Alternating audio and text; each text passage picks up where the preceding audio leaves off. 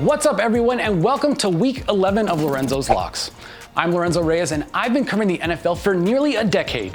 And each week of the regular season, I'm going to hit you with the 3 bets I feel most confident in, my locks of the week. This season, we've partnered with Tipico, so be sure to click on this link to get boosted odds if you play my parlay of the week.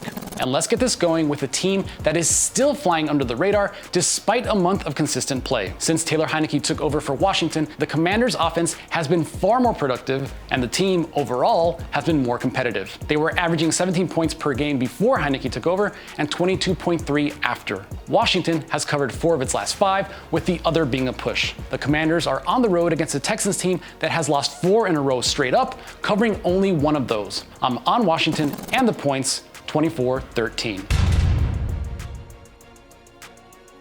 Moving on, I'm looking at a team that is not only trending in the right direction, but I think is poised to be quite competitive in its division. The Bears are a completely different team, with Justin Fields fully activated as a dual threat QB. And while they've lost their last 3, they're the only team in NFL history to have dropped at least 29 points in 3 consecutive games, only to lose them all. So what does that tell us? For one, defensively, they have work to do, but they're on the road in a domed environment against a Falcons team that has hit a skid. After covering their first 6 games of the season, they failed to cover their last 4, and they've lost 3 of those straight up. Chicago is getting points, but give me the Bears on the money line, 28-24.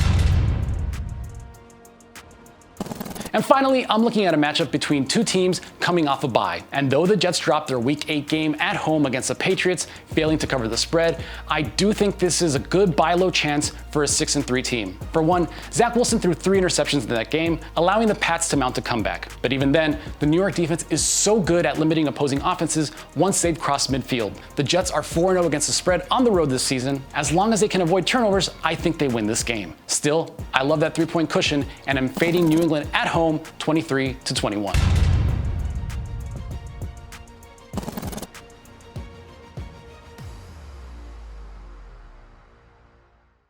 Hey sports fans, if you want to learn more about sports betting, be sure to follow us on our YouTube channel and be sure to check out all of our exclusive tips and fantasy coverage at betforthewin.com.